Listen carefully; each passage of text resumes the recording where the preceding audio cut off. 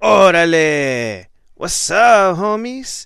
In this episode, we talk about WuTang and American Saga and the new Western on Netflix, The Harder They Fall.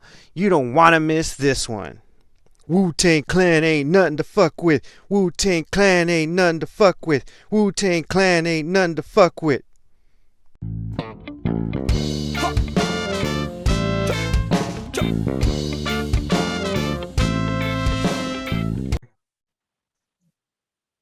That's right, bitch. Record that shit. Orale! What's up, homies? Welcome to the Chino and Homeboy podcast. I'm joined today by my fellow hosts, Chino and Hate Jones. Konnichiwa, bitches. Hey. Hey gang. Right? Hate gang. All right, so I'm gonna get some business out the way real quick. All right, Okay. Listen, I know motherfuckers at least listen to 6 minutes of this shit, and three or four of those minutes are like listen to my ass and then listening to the intro music. So listen up. If we get to 100 subscribers, tell your peoples everybody gets a discount, right? But we got to hit 100 subscribers. I will put the discount code in the comment section when we hit 100 subscribers, but we can't do that unless you motherfuckers talk to your peoples and get them to subscribe. You heard, son? All right, now you can go to our merch shop at www.chinoandhomeboy.myshopify.com right now. See what you like. It's all cannabis oriented right now, but we got more designs in the what is it, what do we call it, in the chamber, right? Right. So Room. exactly. Yeah, we got designs in the chamber, we got designs in the war room. We're working on some shit. So tell your peoples, get to 100 subscribers, 20% discount in our shop. You heard right, son. 20% Tell him, son. Tell him. discount. Word is bond. You heard, God? Oh my god. Like you gotta say it with a New York accent or something. I know, man. I can't. I'm West Coast though, so it's kind of hard to do. No, I feel you. Yeah. Speaking of business to take care of, I just want to give a shout out to the Spider Kid. He's probably gonna be listening to this shit. So there you go. There's your shout out, bro. Now push me like crack. That's right. Tell your peoples. Anyway, that's all I got. All right. Hey Jones, you got anything? Hey Jones. Nope. His mic is still muted. You're still muted, son. Sorry about that, son. Yeah. I guess we are going WuTang today.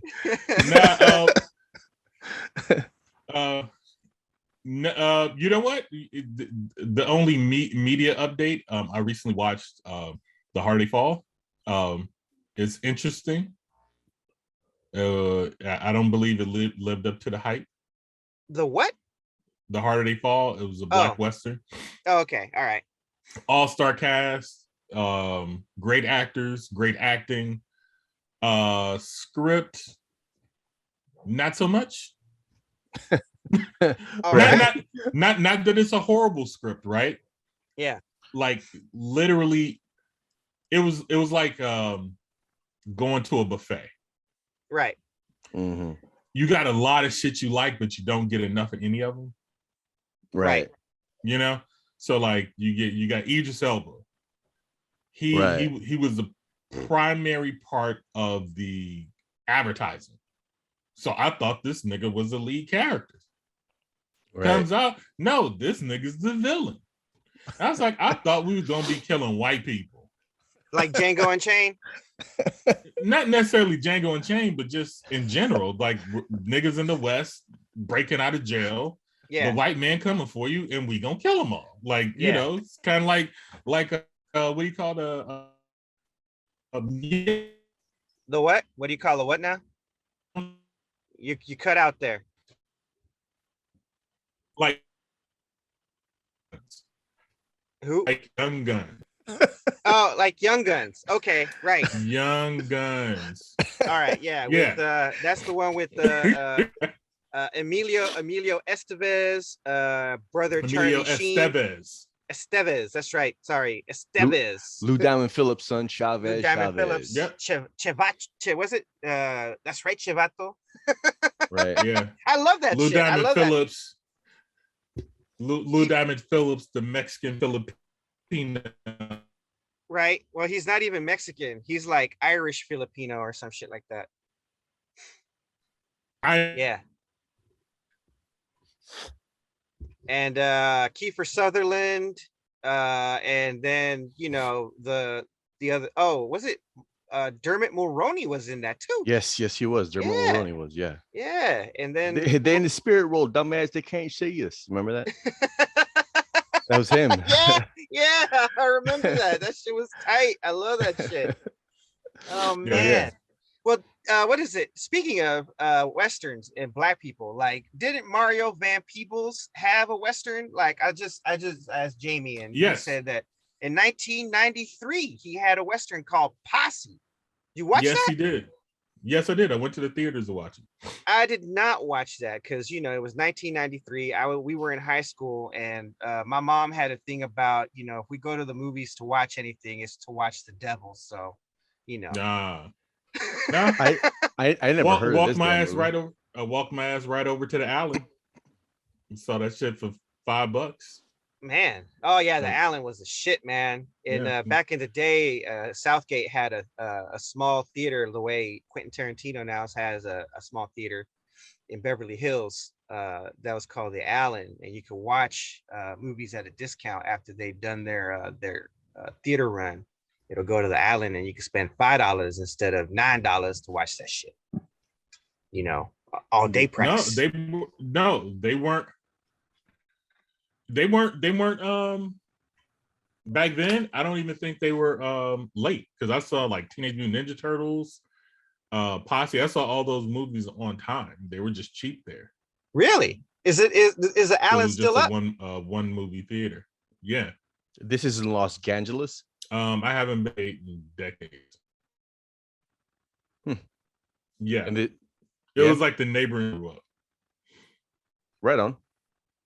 Yeah, because there's a similar theater like that in Hawthorne, not too far from El Camino College. There's just a one room theater, and they still sell on time movies. Everything was a double feature. It's permanently closed, man. Oh shit, that sucks. Yeah, man. I don't even know if it's still there. Like it says permanently closed. So, but yeah, the Allen used to be the place to go, man. That was a good spot. Yeah. So yeah, but the movie's heavily stylized. The acting is on par and above. There's a nice twist at the end. But I just left the movie kind of unsatisfied. What's the name of this movie? movie? I feel like The Harder They Fall. Okay. Right. It just felt like from who became the lead character, it was just like, I'm cool with him. But then they have all these, like, all the characters in the movie are based off of real black cowboys and outlaws that exist in real life. Not all of them were outlaws. Some of lost you there, man. So loosely based. Lost you again. Can you also hear me? Yeah, I can hear you. I can hear you. I can still hear you. Yeah. Your mic keeps cutting in and out. There's something about your signal. Because you look your tune my looks internet fuzzy. signal. Let me switch over to bitch better have my money. I love it. Now, while Hey Jones is doing that, I have a question, specifically to you, homeboy, because you're in the business, right? Yeah. And you're a writer. So, in your opinion, is there a way to overcome a bad script? Like, can you overcome that with, a fucking magnificent performance from the actors? With a bad script? Yeah, bad script, or maybe, you know, like heavy editing. I don't know. Is there a way? So what things can you do, if there are any, to overcome a badly written script? A bad script. So I'm one of those people, right, where it doesn't matter, you know, how bad the script is, you could always make it good, right? As long Right. as it's got like a good basic premise, you know what I'm saying? If it's got a good premise, then you know you could fix the script. Like I remember there was a script that I read while I was working for El Norte Productions, and it was written by Lalo Alvarez, who is the cartoonist for La Cucaracha, right? Mhm. Our lawyer knows this guy personally, and we should talk to him about getting him on the pod. You know what I'm saying? All right. But he wrote a script called Taco Truck, right? And I read it, and I thought it was funny. You know, like it's supposed to be a comedy. I thought it was funny. It had funny moments in it, and I thought the concept was pretty hilarious. You know, and it touched on a lot of like immigration issues and shit like that. So it wasn't just all slapstick shit. Like it actually had some kind of it had some shit to say. You know, Right. um, kind of like born. I was born in East LA, right? And Right. so Right. so uh they were like, yeah, we're gonna pass on this. And I'm like, I don't understand why. Like and this was back in the early 2000s. You gotta understand, right? This was like in the year 2000, before I joined the Navy and Right. went to war and became an Iraq War veteran, badass motherfucker. um and they passed on it, and she actually told me, like the producer there, the TV producer who was working on it, or was isn't even working on it, just passed it to me so I could read it. She was like, we handed this to someone at like Warner Brothers or Paramount or some shit, and the guy, the fucking studio head or whoever the fuck it was, says, I would rather have cancer than produce this shit. And I'm like, man, that's harsh. That dude must be white as fuck. Right. Damn. Like, did you have to say all that? Like, a I no could have know, been great. You know, it could have been good. Like, to you have to know, be all that shit. and I'm like, you Worse than cancer. can't be constructive, kid. Shit, man. Right. But yeah, man. So yeah, but I actually liked it. Like if I honestly, had that script, I would be like, yeah, I would love to make this shit. We're gonna have to make some tweaks, right? Like we might have to make the dialogue a little more snappy, right? Because that's one of the things that I noticed it really did. It kind of needed a little help with the dialogue. Just make it snap a little more. And then I mean, I'd have to read it again, but I mean, overall I thought it would be funny. Overall I thought it would be fucking hilarious. And someone passed on it, and I'm like, man, if he still has that script, man, I'd be like, look, if I can become a producer, I'll fucking make this shit. And I don't give a fuck if it makes money or not. Shit, I want to see it.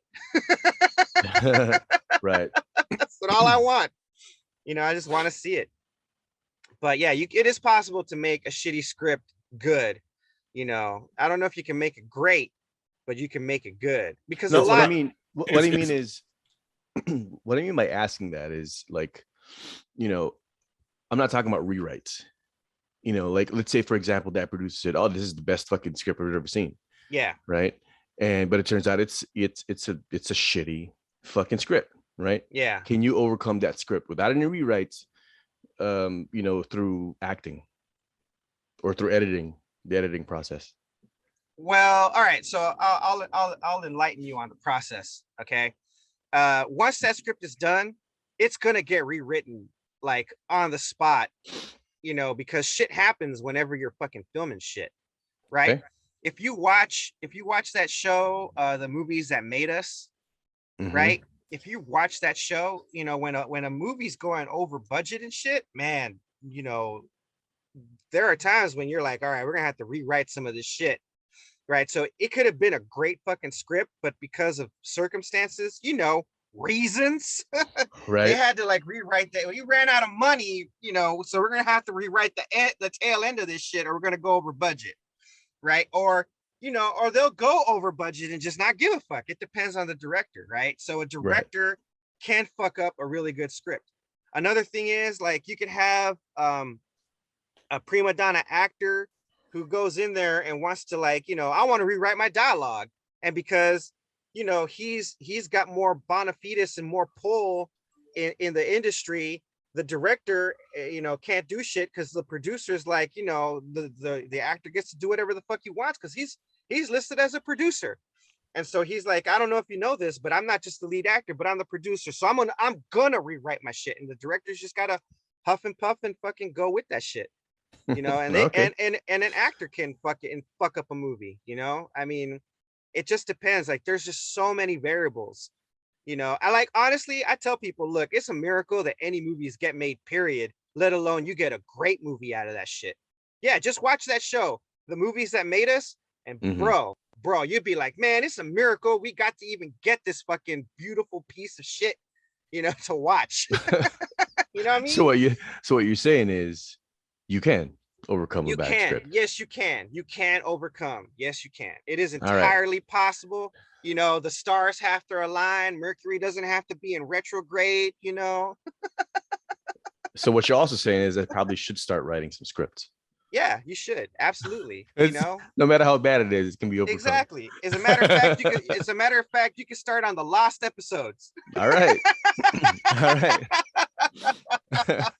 Like I said in my blog, I can't promise you it'll be entertaining, or it won't offend you, but it's going to be something. Yeah, exactly. Yeah, you may not even. You I can't guarantee you're not going to get offended. Shit, it might not even entertain you, but you know what? It'll be something. Just like this podcast.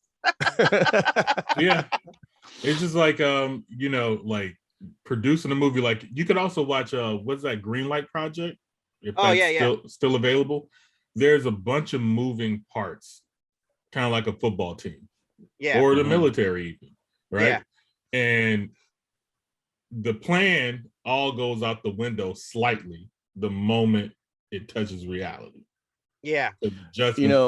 Adjustments need to get made. It's like, oh, we won't have this location for the time that we need to make some do. We might have to change the script. So there's constantly script changes that goes along. And then finally, I think the goal is to give the editor enough shit to pull off something good. Yeah, right. Yeah, because if you got a really good editor, they could probably, they work magic in those editing rooms, man. I tell you. Look, it's too bad we're not talking about Dune today, because that would have been I had a great segue to go into Dune, but continue. Oh, as a matter of fact, let's do that, because I haven't watched that shit and I need to know. Okay, but let me finish this about The Harder They Fall. I feel like the reason why the script is fucked is because it's not enough. Right. Like, there was so much, like, there was a setup, and then some things happened, and then there was a whole section of the story that just got ignored. Right. And you know what? That was a powerful message in general, and a great motivation for one of the characters. Yeah, and I tell you what, like, it was probably in the script, and the director changed it because they probably ran out of money, or I mean, there's any number of things. I'm certain that they filmed it. They just end up editing it down and kind of like keep it, because like the pacing of the film is very good. Yeah. And if you dove into the other stuff, it would probably fuck up the pacing. And so they kept the story simple. But the other problem was they had these big characters, right?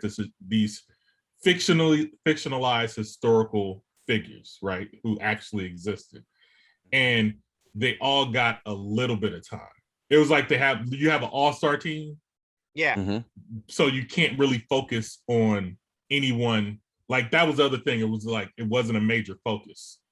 So we have the protagonist, and we're kind of following him to a degree, but then we have all these other star quality names and characters that you're like, so I'll give you one. So for one, Delroy Lindo plays Bass Reeves, who is said to be, by some people, the real life Long Ranger and the inspiration for that character, right? He barely does anything. Man, you see what I'm saying? So like you why put Bass Reeves in this if you're not going to like he should be the dude if you're gonna put him in there, right? Yeah. Because in real life, he was the man. Right. You know, and so they give you an old dude who I think Bass Reeves was kind of light skinned, so he you know part of his thing was to dress up like criminals and blend in with them, and then catch them. You know, So like he that. was so essentially he was a Western ninja. Yeah, yeah, for the most part. So you know, he spoke Spanish. He was mixed because you know he was a slave baby. He's a mulatto. Yeah. So, you know, he could probably mix in with Latinos to some degree. He would wear wigs and costumes and blend in with the outlaws before he Oh, he was Blaxican. No, he wasn't Mexican. He was white. Oh, okay. and black. But okay. you know, right. you know Right. how that he was racially ambiguous to a degree. Dude, you just took just the sail, like you took the wind out of his sails. Just like the rest of us. I know. No, it's all right. Look, I step over his jokes all the time, so it's all right. It's all right. It balances out. No, what I'm talking about, like, so he was black skin, and Hey Jones says, no, it wasn't Mexican, and you go, just the way you said, oh, like, well, shit, fuck me, you know what I mean? That's what it sounded like. So let me just tuck my tail between my legs here. Right, shame. Yeah. So that's the thing. So you get characters like that, and you want to know more about them, right? You want to get some detail, and kind of like with Young Guns, right? They had an all-star cast, but you kind of got some depth for each character to where you were satisfied. Right. Yeah. And the problem is the heroes and villains are both within this mix of all-star cast. So it's not just like in Young Guns, it's primarily the good guys, right? And that's the ones that you have to focus on. And you have enough time for all of that. In this one, it's the good guys and the bad guys, and you don't get to focus on any of them. So like another one was the comedian Dion Cole. Yeah. I think this might have been his first dramatic role that I know of. Yeah. And he was playing an awesome shithole character. Yeah. Right. And this was a movie. Yeah. It's on Netflix. It's on Netflix. Well, you know, like all these things that I'm hearing from you, and I can't help but feel like this should have been a series. Yes, that too. It's so much in it to where, and it's done well. It's just like, nigga, you only gave me half the burger. Right. You know what I'm saying? Where's my other half? Yeah. And what my fries on top of it. Or it's like a pizza where you get every favorite topping you want on it, like, you know, from truffles and you know, prosciutto and all these expensive meats. Man, truffles, goddamn, son. And then all you get is one slice. Right. Yeah, that would piss me off. Knowing that you can finish the whole pie off by yourself. Yeah. Yeah. Fucking pizza. And because of that, I gave it like a 7 out of 10. Because I was constantly left in scenes and things, you know, as it went on. Yeah. I was just left wanting more. Like, right. Can I get more of that? Can I get more of this? You know, and then it ended, and I was like, I'm still hungry, nigga. I'm still hungry. So for me, it was like nobody got to show off as much as they should have, except for acting. Like they gave them tense dialogue scenes and stuff like that. Yeah. You know, so like Idris Elba's in there, and so all you see him do is talk. He don't even shoot a gun. Yeah. Yeah. Well, I guess we're just gonna have to leave Dune to another time because this is a better segue for WuTang Clan. Oh, okay. That works. Keep it on the black side. That's right. Exactly. Since we are talking about culture, black man. movies, It's for the culture.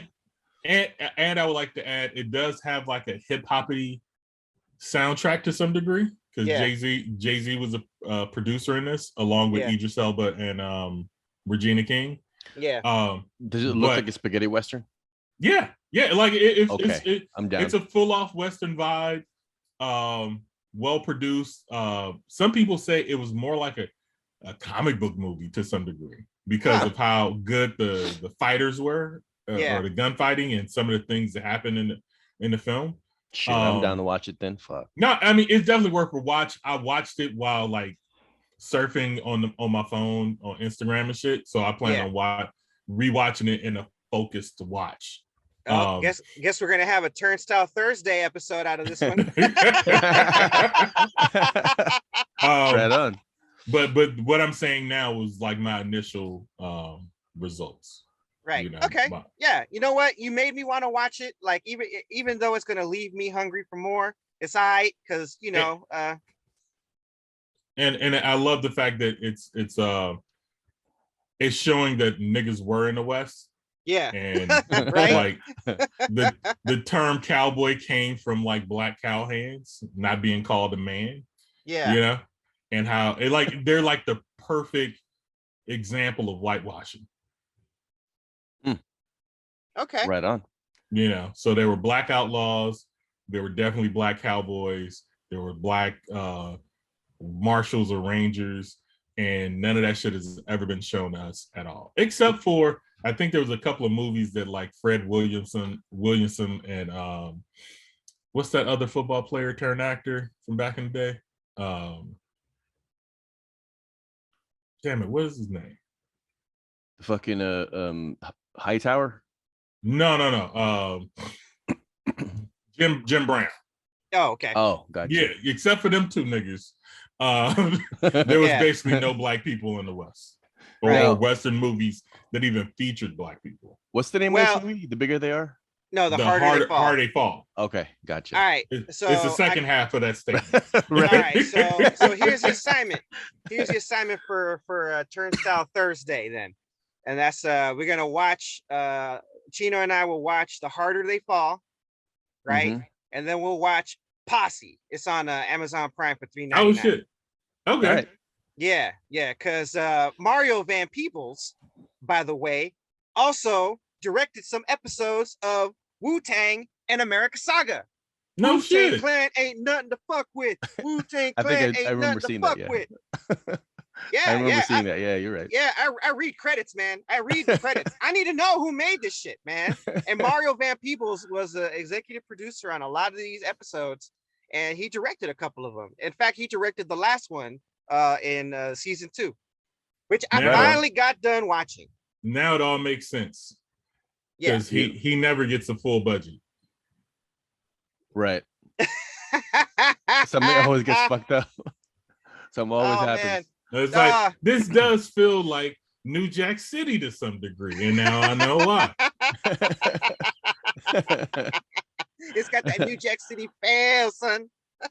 Yeah. But look, I think I really actually love this biopic. Sorry, biopic. Thank you.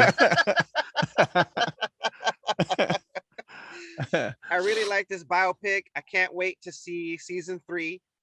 And we're getting to season 3. We're getting to season 3. They didn't wait a couple of weeks to tell us that shit. They got that right off the top. Yeah. Like, there will be a season 3, niggas. Don't worry. Yeah, and they're gonna end the series with that 3rd season. So apparently as they should. I think that would be a good end. And apparently that's starting to become the industry standard for these streaming series, like 3 seasons instead of the standard 5, which does not bode well for the adventures of Chino and Homeboy. Because I gotta tell you, I got 5 in the can, bitches. 5 in the can. It don't fucking matter, dude. We break molds. Oh no, that's true. You know what? If they don't want to give us five seasons, fuck it. YouTube's getting 5 seasons of the adventures of Chino. There you go. YouTube, you hear that? We need sponsors. Sponsors, fuck that. We need a production company. All right. Yeah, that's why haven't I thought of that shit? That too. Yeah, because we need sponsors to make a fucking production company, son. That's right. Exactly. All right. Anyway, back to the WuTang Saga. I liked it. I really did enjoy it. This really does. It is starting to feel more and more like the RZA show, but I get it. He's one of the executive producers, so he's really writing stuff a lot from his perspective. But no, but it's really about him because without him, He's the leader of the group. Yeah, he's the abbot. Yeah. Yeah. And the struggles of getting the group made was basically him driving it for the most part. Yeah. Now, so he's a captain. Yeah. So since you're steeped in Wu-Tang lore and mythology and truth, Yes.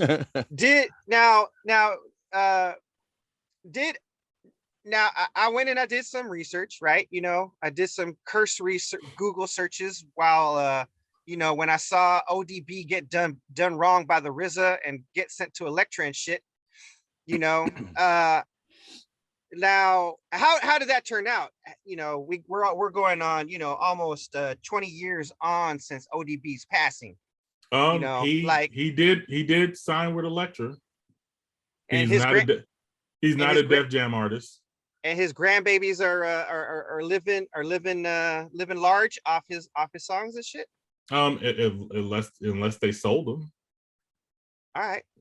So right. I mean, it literally, like as far as I can tell, because I did watch a couple of interviews and that people were questioning, like they weren't questioning if he went to Elektra or not. They were like, did RZA just do his cousin like that for real?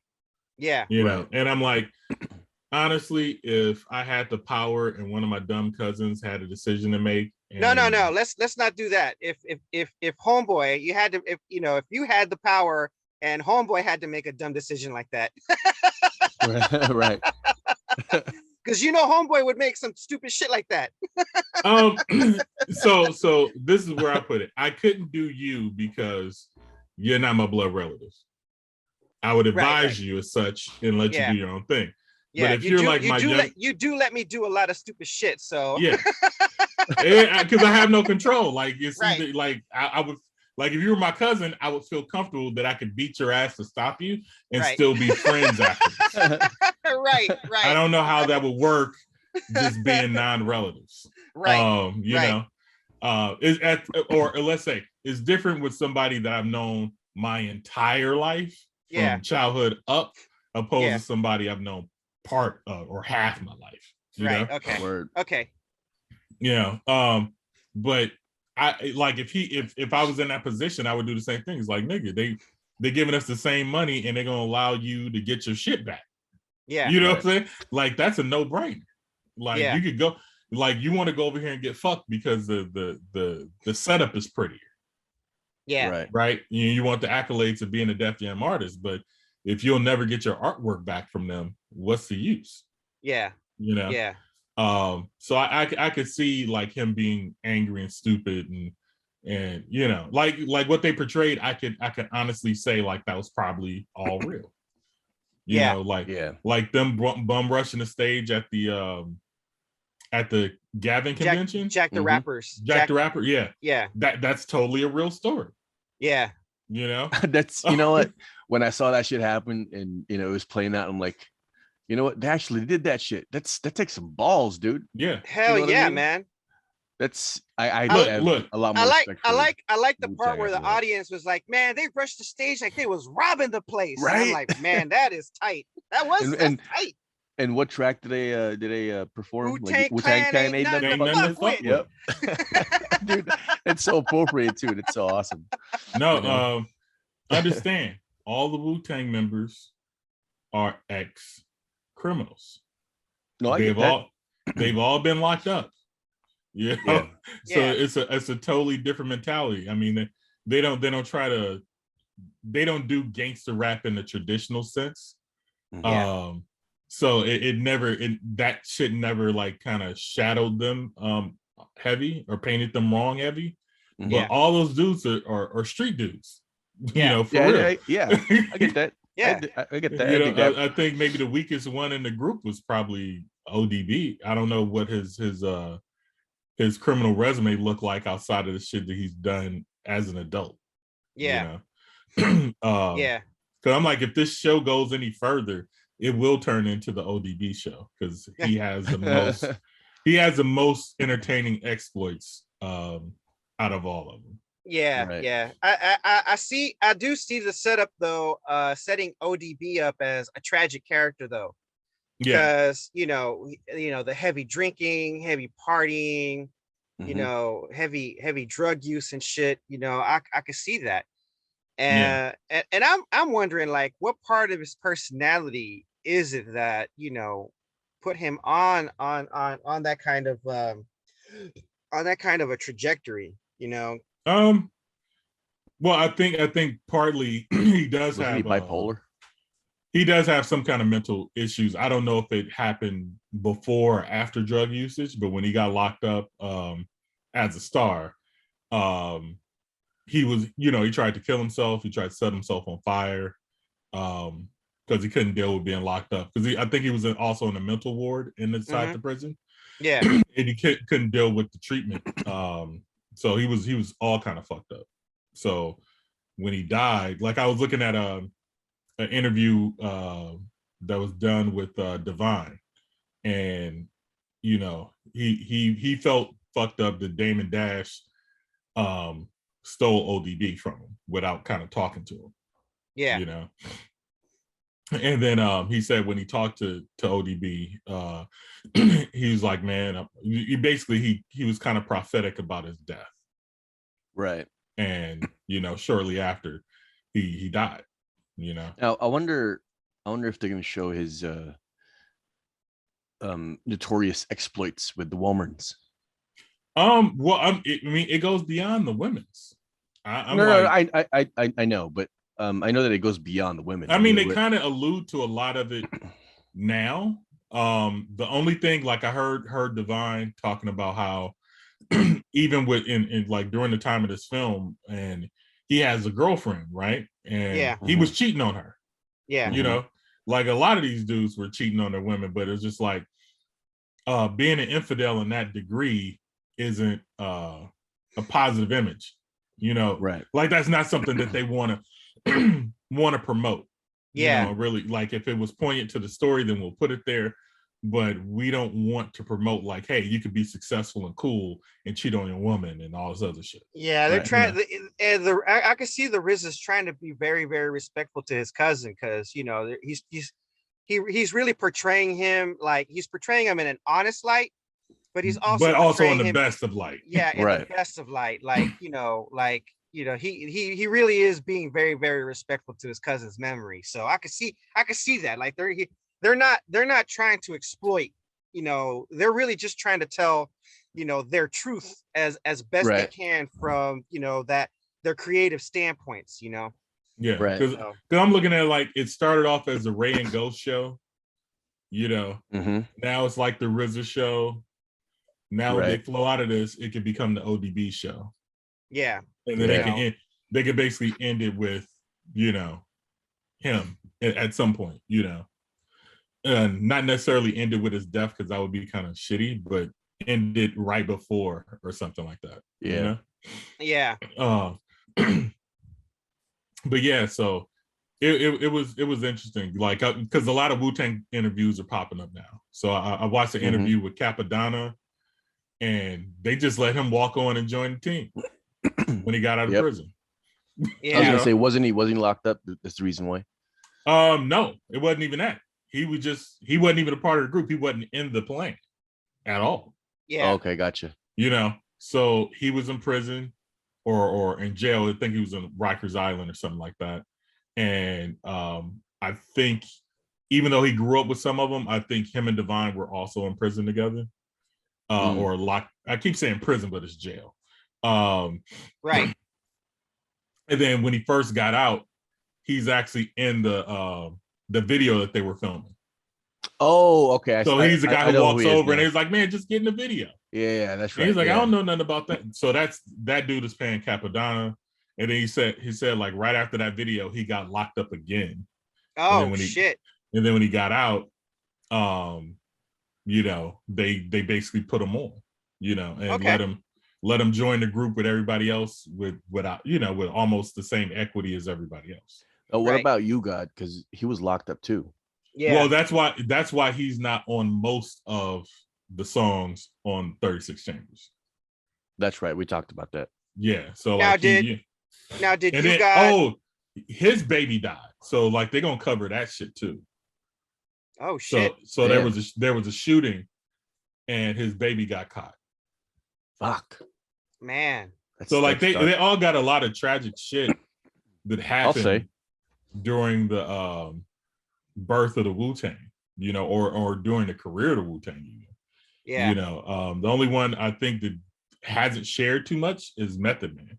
Like I don't know any outside of his wife battling cancer late, you know, like in the 2000s. I think I haven't heard any tragedies from him and some of the lesser members. Who did he have beef with during that cancer thing? Wendy Williams, because Wendy Williams told the world that his wife had cancer when they were trying to keep that shit under wraps. That's right. Yeah. It's like, you know, like my wife ain't in the limelight. Nobody know her name. Nobody know what she looked like. So why the fuck would you put her medical situation out? Ain't nobody else's business. Right. Yeah. And you ain't doing it because you care, because if you did, you wouldn't say it. You're doing it for the clout. Yeah. Yep. You know, so I feel him on that shit, you know? Yeah. Right on. Yeah. So you're right. The only personal thing that I saw of Method Man was the lacrosse thing. Yeah. You know, like I didn't fucking know that. Yeah, his childhood shit. Yeah. And apparently he's still like, you know, very interested in lacrosse. Like he donates like money and shit for you know, for shit like that. For I'm not sure if it's tournaments or whatever, but something it has to do something with lacrosse. Oh, okay. So like who knew? Like he was that, you know, he was a fucking athlete. Yeah, well, you can look at him. He, you know, he's one of the more athletic looking dudes in the group. What's crazy for me is that each episode got better and better as it moved along. Yeah, I agree with that. Like every time I watched, I was like, man, this is a good episode. And then the next episode, like, damn, this episode's better than the last one. You know, and it just kept building and building better than it did in the first episode. I mean, like, first season. I binged that shit. Like I legit like I couldn't stop watching it. No, I couldn't binge it because I found out that like it was weekly, so I just watched it every fucking week. Well, see, I finished. So when I saw the full thing, or what I thought was the full thing, it was the last episode of the second season hadn't come out yet, you know, and I knew that, you know, the show was on because we talked about it in the previous podcast, and so I put it in my queue, but I just completely forgot about it, you know, and so and I didn't realize that it was episodic like that until I got to the last one, and like, oh shit, it hasn't come out yet, so you know. But yeah, I mean, it was I couldn't stop watching the fucking thing. Like I'd put it on. I'm folding laundry, right? I have to put it on, you know. I'm working on some art. It's playing, you know, I'm watching it at the same time. Yeah. You know, it's like I couldn't stop watching. I couldn't turn the fucking TV off. And I had to force myself a few times because it was like 3 or 4 in the morning, and I had to be up in 3 or 4 hours, you know. So it was that good of a show to me. It was very compelling, you know, like all the gravitas that the characters had, you know, like their personal stories, you know, like you don't fucking realize, or at least I didn't, because I'm not as steeped into WuTang lore as Hey Jones would be. I didn't know that all that shit was happening. And all that shit happened, you know. I just know I like their music. You know what I mean? Yeah. Yeah. So no, it's interesting because like if you really know the music, you'll start to see scenes in the show that mimic the music and be like, oh, so that's what they were talking about. Yeah. Now I want to talk about the music, but first, before that, spoiler alert. All right, because this is kind of like talking about the Titanic. Right. You know, like there aren't any really spoilers and shit, right? Yeah. A bunch of people are gonna die. Yeah, exactly. Know. So whatchamacallit? So I saw a video on YouTube titled how the music industry broke up the Wu-Tang Clan. Now I need to know about this. Now I need to, because I didn't watch the video. I've been putting it off because, you know, I've been watching other shit, and you know the ADHD kicks in and I go down rabbit holes, and that was a rabbit hole I didn't go down. Now Now, how is it possible that the music industry broke up the Wu-Tang Clan when they worked so hard to, you know, stay as independent as possible? I the only thing that I know that broke up the Wu-Tang is people not understanding how the money was supposed to be split. Right. Okay. Like that's been the beef. Like they've all like they're even Capadonna, like in his interview that I watched, he's like, you know, I took the RZA to court over some stuff that I saw in my contract, and I thought I was owed more money, and it was like, you know, it's kind of messed up, and I don't believe he was trying to rob me. It was just some business shit. So we let the lawyers handle it, you know, and that's been like in the press, they constantly push it like, hey, they're suing the RZA or something like that, when like it's my business entity suing your business entity because our lawyers disagree on something that's in the contracts. Right. And they kind of allude to that being a problem in the way that they were all kind of hurried to sign a contract to be a part of Wu-Tang without necessarily reading it. Yeah. And so they end up giving, I believe, the members the same shitty deal that all that they were literally running from everybody else. Right. And all because that one lawyer is you don't want to give away shares. Yeah. You know. Okay. But I don't think they did it maliciously. They're just like, well, this is what a standard contract is. But I'm like, you know, if these are your homies, you want to be as fair as possible right with them about everything, right? So it's a team. Every man is fair share, you know, 50-50, whatever, you know, like after we recoup what we spent, then we could just go 50-50 partners after that, you know. Yeah. But yeah, because like in the music industry, like if you're the producer of the music, or you're the artist, even, Yeah, I would say the artist, if you're the figurehead, you get paid the least out of your work. Yeah. But your work is fueled by the bank. Yeah. You know, Yeah, so like without yeah. them giving you money, you can't produce, and they want a return on the investment. So, you know, but like the songwriters get paid on time and more, the producer gets paid on time and more. You know, Yeah. like there's all these people involved in the production of your artwork that all get their money up front. Yeah. And in perpetuity on the back end, with ease. But with you, there's record labels like, oh, you don't get no publishing, we own your publishing, or we'll Right. give you some upfront money if we get to keep your publishing, which Right. means you don't own your music at all at that point. You take this money and be the fuck out. Yeah. In other words, we're commissioning you to produce to make your artwork, and we own it. Yeah. And now, you know, you turn the situation into like a work for hire situation. So Yeah. you know, people sign contracts and get in the biz without understanding everything that's involved. Yeah. Know? And it's not until they survive the raping that they get wise and get a better contract. Yeah. You know? Yeah. So you know, this whole thing with Elektra and ODB actually just kind of shook my brain enough to I remember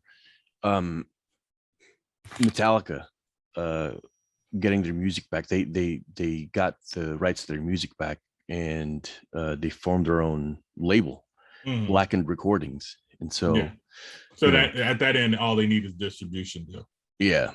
And I wish that's cool with Elektra. And I wish Wu-Tang was that smart, because they would have been even bigger. Right. If they, because they were already promoting themselves, right? So all they need to do is just build a bigger promotional engine for themselves. Right. But they could have did what Master P did and just go in, like, because literally they did what Master P produced all the songs for No Limit Records. You know, so he funded them, and he did all the production for them, and everybody just did their raps. Right. And so when he went to the record company, he's like, I don't need a label deal, or the, you know, I just need a production deal. I'm not trying to sign to you in that degree. I just need you to press up and distribute my music for me. Right. You know, and he was able to leverage that. And I was like, if Wu-Tang could have afforded to build their capital a little bit more, Without a record label, they could have probably got into a distribution deal with the company and not needed a record deal, and they could have all been released under WuTang Records. Right. Now, what the hell happened to Master P? He kind of fell off. Didn't The music didn't advance. That's it. Okay. I mean, he wasn't the best rapper. No, he wasn't to begin with. No, he had some catchy he had stuff some catchy hooks. day. Like when it first came out, I couldn't stand it, and then over time, I'm like, okay, I kind of get it now. Like, dude, no, the very first Masterpiece song I ever heard was Weed and Money. Oh, okay. My first one was like bitches and blood. That's on brand. For weed and money. I'm like, that's on brand. What the fuck am I? No, seriously. I heard the music, right, and then I heard the hook. I'm like, what the fuck am I listening to, and why haven't I heard it before? I was like, give me more of this shit, because this shit is stupid and I like it. Yeah. I think the first one, it was like na na na na. That was the first one. Make him say Yeah. I see. No, I heard Weed and Money before, and that was my first fucking Masterpiece song. I didn't hear him till you hit the radio. So I gotcha. No, and that was before he hit the radio, because my stepbrother was a huge Master P fan. So he would play it, and that was the first time I heard it. Like he put Weed and Money on, and I'm like, y'all live for bitches and blunts, but live for weed and money. What the? Give me more of this shit. Like I need to hear some more. So it was, I thought Master P was cool. Like, and you're right. Like he wasn't the best rapper, but like some of the shit that I heard, the music, like the lyrics, I'm like, all right. My whole thing was like, these raps are whack. I can't fuck with this shit. Yeah, I think that's why I liked it. I was like, what the fuck am I listening to? Give me more. It was literally like, and the album covers were shitty too. I couldn't deal with that shitty look of the album covers that became a trend or whatever. Yeah. So like he was offering me nothing that I liked or wanted, and then years later, and I think it was when Mystical signed with him for a bit, and so I bought the Mystical album, and then I was like, okay, it's not. I understand it. It's still not my thing, but I can listen to it if I had to. But I'm still not in it. And then he started to die down, and then Cash Money Click came out, and they had the same kind of deal where they had an in-house producer producing everything. Mm-hmm. So as a team, they can put everything that they want together and just say, hey, we just need to distribute this. And we already got, they had already built their own fan base. Right. So it's like, we don't need a regular record album. We're making enough money in the streets on our own with our music. We just need to get global distribution. Right. Now, are you saying that the part in the contract where they were allowed to go sign with any other label, right, where they had permission to like sign with any label they want to do their individual records, you're saying that was a mistake?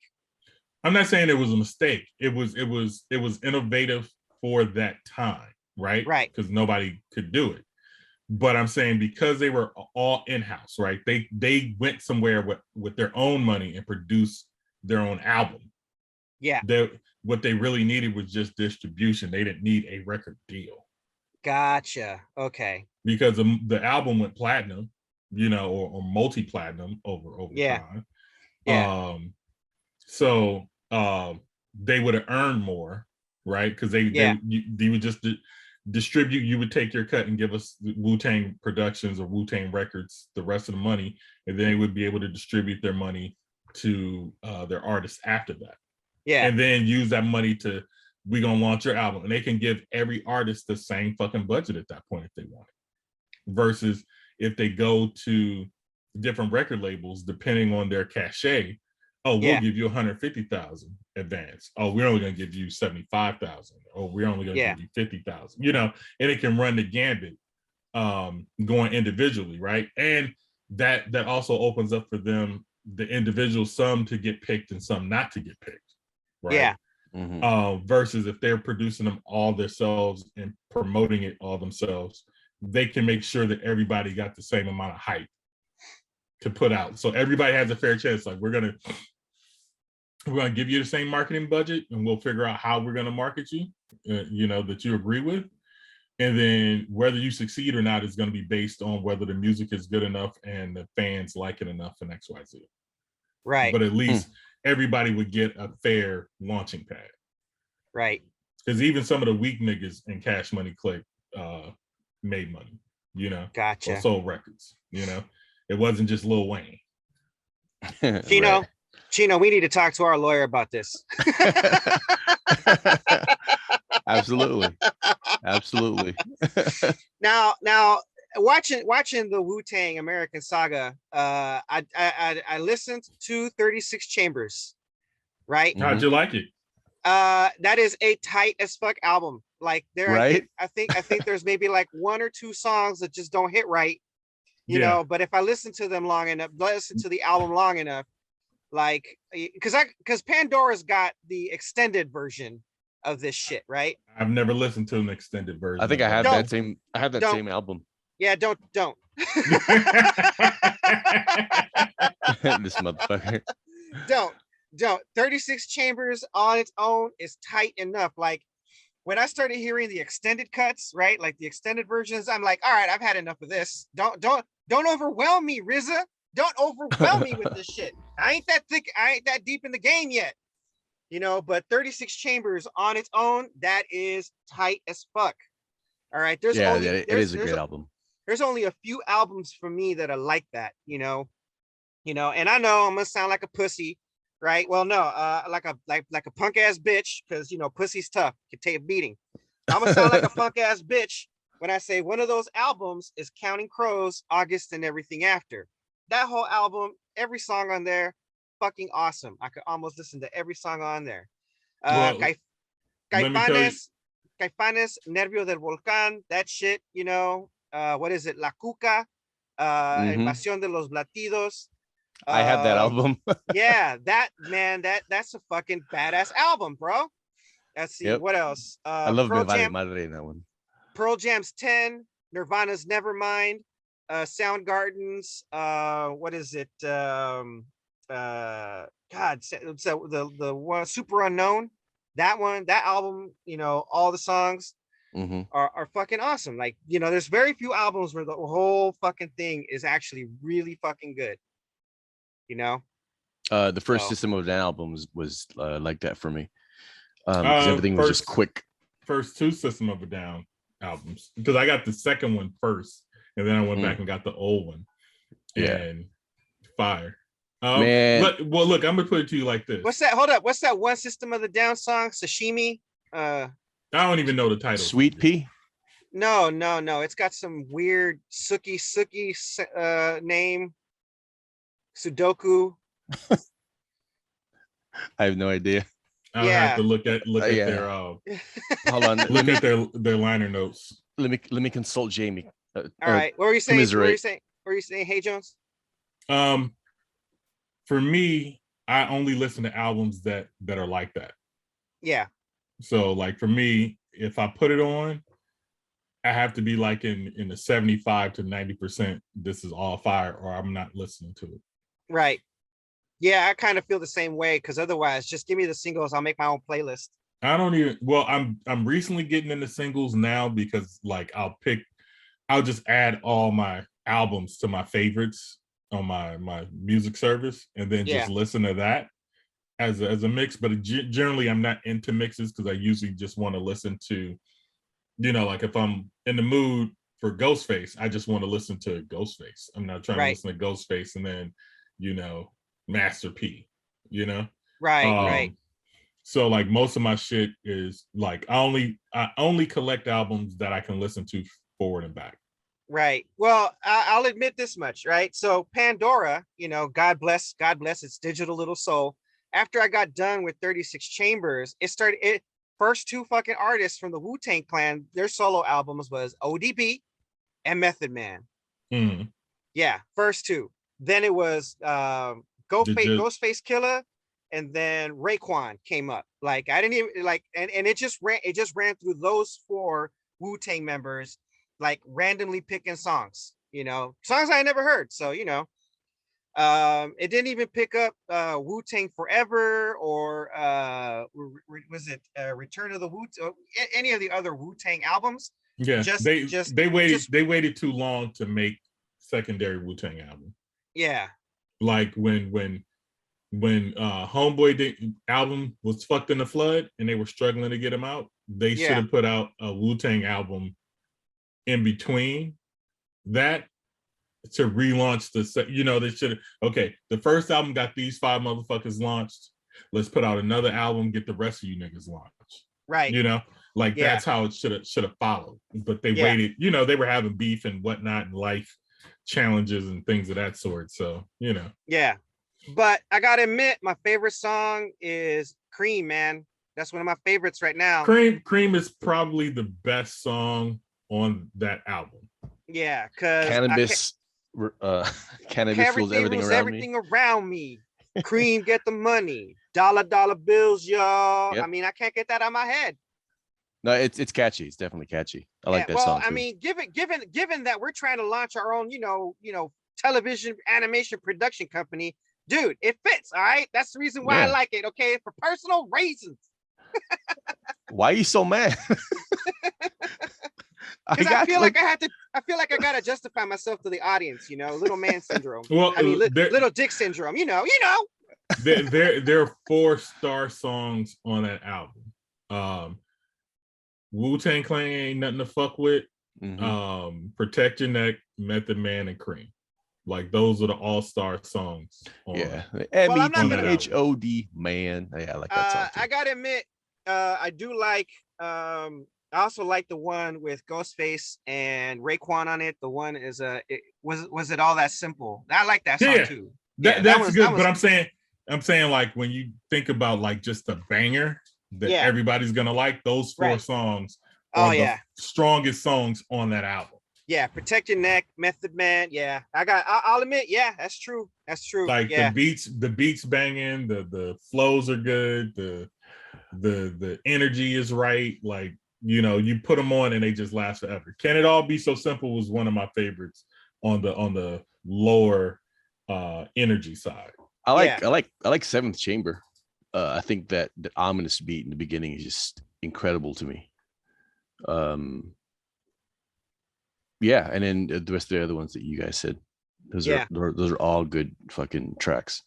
Yeah. So. Yeah. No, I could listen to 36 Chambers over and over again. I gotta admit. Yeah, I have been in the gym. What is it? Just being today months old. Like this. October. Well, it's November now, but now, hold on, give me a second. Can you hear my computer's audio? What do you mean? Like I'm playing the Wu-Tang right now. I want to know if you can hear it or not. Oh, don't play that. Don't play that. But I'm saying, can you hear it? No, we can't. No. That's why. Okay. I want to make sure you can't hear it. So when you mention a song, I can refresh my memory. Gotcha. Yeah, no, I can't hear it, but I mean, who knows how sensitive YouTube's ears are? Right. I'm pretty sure they are. Yeah, they're sensitive as shit, man. Like I put together a fucking Tower of Power and I played some music in the background and YouTube's like, "Hey, is that music playing back there? Yeah, you can't play these songs. Unmonetized, bitch." Yeah. You can't even do the 15-second fair use shit. I don't know, man. I mean, well, I was an idiot about it, so fair is fair. All right, fair is fair. Fair is fair. Right on. Yeah, third season of Wu-Tang. Yeah, so we're looking forward to that. Do we know when that's coming out, or is that just when it comes out, it comes out? It's probably gonna be sometime next year. Yeah, okay. Probably, most likely. All right. So, probably this time next year. Like, it just came out a few weeks back. Yeah. So it's probably gonna be, it'll probably take them this long. Hopefully they already have a good script in mind. So they're not like, oh, we got greenlit, let's start writing the next one, Yeah. I like a little premeditation in my shit. Well, you're gonna love us then. because Oh, we're yeah, we got- premeditated as fuck. We got some meditations. We got some meditations we're gonna put out, son. That's right. Hell yeah. Those of you that are subscribed to the channel already know what I'm talking about. Y'all see me in my underwear. Yep. All right. So I just like to thank the WuTang or the RZA for bringing us this biopic of the WuTang American Saga, because one, it not only introduced me to your music, right, but also pull the curtain back, let me see it. And I kind of like that shit, you know. And you guys are definitely an important part of American music. I would have to say about it, just as important as all those Delta blues players and Chicago blues players from back in the day. Yeah, that's right, folks. I listen to that shit. So, you know, yeah, and I love it. I mean, you know, Muddy Waters, Robert Johnson. Oh man, I mean, there's some other ones that, you know, I listened to like from way back, way back, and I hear those guys guitar licks in a lot of modern music. So, you know, Mm-hmm. you guys are just as important as them. So I hope I hope they can keep it up, because you know. Well, Right. man, what I like to say about them is that they are one hip hop band that I find that their sound was hard to duplicate. Nobody sounds Yeah. like them.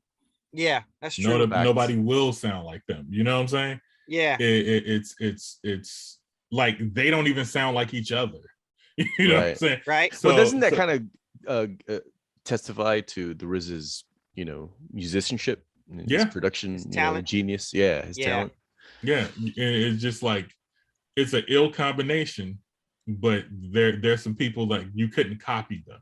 You know, you couldn't imitate them in any kind of way, you know, and if you did, you would just sound like them, and people would automatically know, like, oh, you're trying to sound like the WuTang. Like the RZA has crafted a unique sound that's so what do you call it? Not indelible, but associated with the WuTang. Yeah. That you couldn't rip it without being the closest person I know that can probably create a WuTang beat and you wouldn't know is a guy by the name of Adrian what's his name? Why am I getting Adrian Young? Yeah. Where's he from? Do you know about him? He's from LA. No. He's around our age. He's a dude, kind of like a self-taught musician. Yeah. Okay. Because I think he was studying law or medicine before, and then gave it up to become a music producer. But he does something unique that's similar to what the RZA does. So when the RZA I remember you telling me about this dude. Like, you know, if he needs a violin, like he'll teach himself the part of the violin that he needs. Yes. And then he'll just put that, right? Wow. Yeah. Wow. So he'll learn how to play the section that he needs, because he's a composer, he writes music. So it's like, oh, I need a violin here and I need to sound like this, and he writes the music, and then he'll train himself to play that part to perfection. So he can't play the violin all the way around, but he'll learn it enough to play the section that he needs. And he specifically makes music that sounds like it was made in between, like, I think 1965 and 1975, which is kind of the pocket where the RZA samples from. Yeah. For rappers to sample later. Nice. So interesting. It has bridges, hooks, all the little parts of a song are all there for you to pick apart and sample. But unlike most albums where like the whole song is trash, but there's this one little piece right here that you want, his albums sound fire all the way through. What's his name? Adrian Young. Adrian Young. Picasso Baby by Jay-Z. That's his beat behind it. He did all of 12 Reasons to Die by Ghostface. All that music is his. He did the Prime album with what's his name? Royce the 5'9" and Premier. All the music for that album was his. Some of the tracks, one of his tracks has been used by Common. I think Common made a song called The Kingdom, and I think that's his beat. That same beat was used by Royce the 5'9" and Preem. And then I think Jay-Z used it too. Like on American Gangster, some shit like that. So like, Young, I'll check him out. Yeah, so his music has been sprinkled through everything, and he also did the soundtrack to Black Dynamite. So he's been spreading his musical DNA all over the place. Yeah, because like I found him. Oh man, it's like the RZA, man. Like you got to be spread. Talking about spreading seed and period blood. So I found him.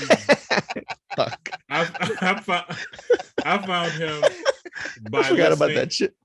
I found him by listening to the I found this unofficial Black Dynamite soundtrack on SoundCloud with a lot of different rappers on it that I liked.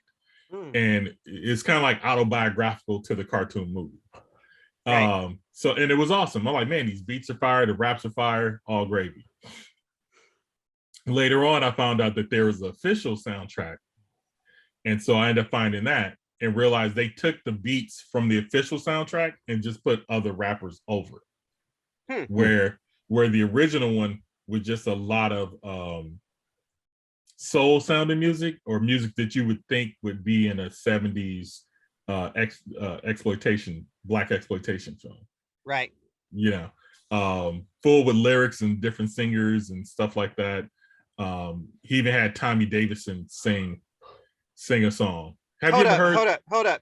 Like in Living the Color, comedian? Tommy Davidson? Yeah, that nigga can sing. What? Yeah. Man, I was today years old, son. Yeah, like me too. Him and Jamie Foxx know how to sing. Well, I know Jamie Foxx. I know about Jamie Foxx. I know about Tommy Davidson though.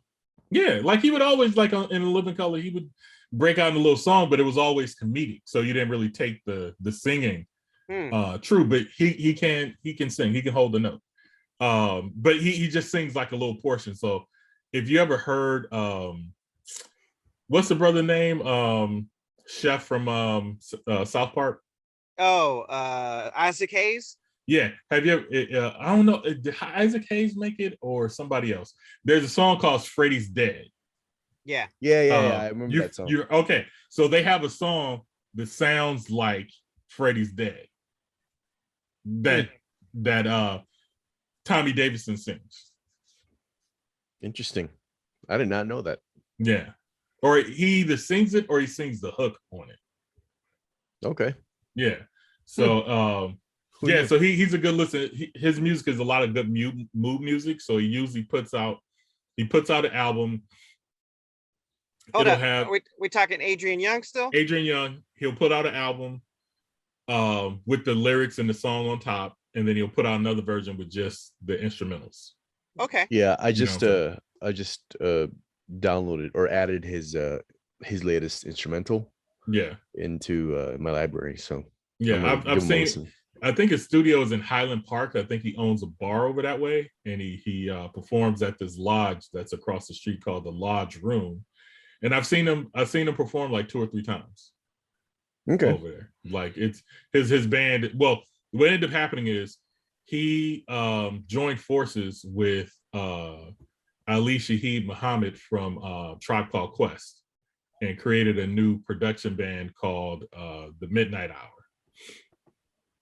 And they produced the soundtrack for the music on Luke Cage.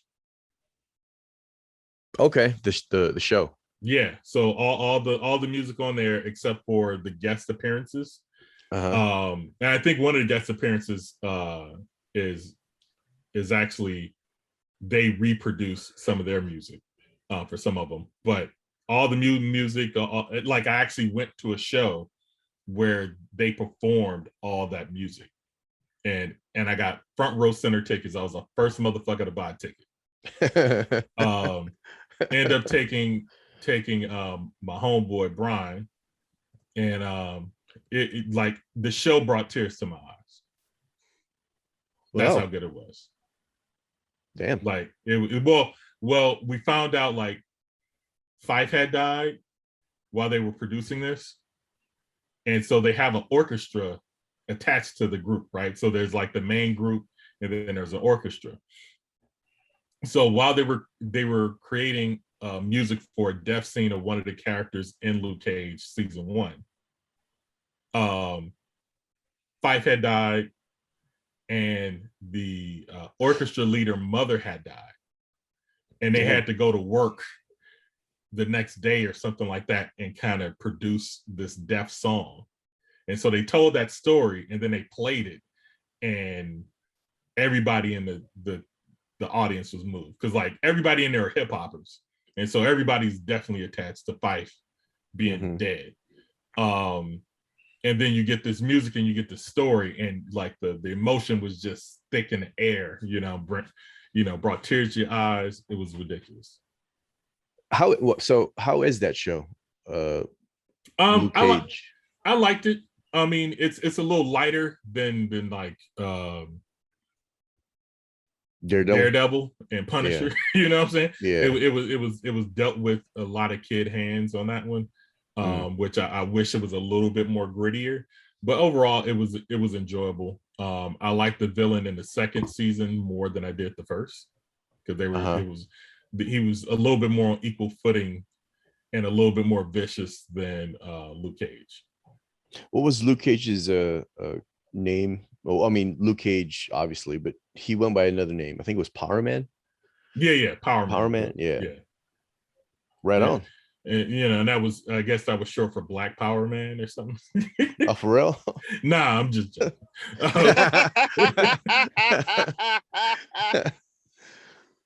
That was great. Yeah. But but definitely like check out the Luke Cage soundtrack. Check out I think it's 12 Reasons to Die by Ghostface. Okay. And you'll hear the bulk of his music. And not the bulk of his music, but you'll get a sense of his music through those beats. Yeah, hook that up in the pod debrief on Discord so that the audience can, I'll drop some YouTube clips and videos and whatnots. Yeah. Right, cool. All right. What else we got in the docket today? Are we done? That's it. We're moving on. We're gonna tie this one off. Yeah, we're gonna tie this one off. Yeah. All right. But be clear, WuTang Clan ain't nothing to fuck with. For real. But you should watch the show. That's right. Yep. That's right. Word is bond. Where's Bond, son? Where's Bond? Truth God. Hey man, who my killer tape at, yo? Yeah. Who my killer tape at, yo? Right. Anyway. All right. So don't forget to follow us on Twitter. Don't forget to follow us on Instagram.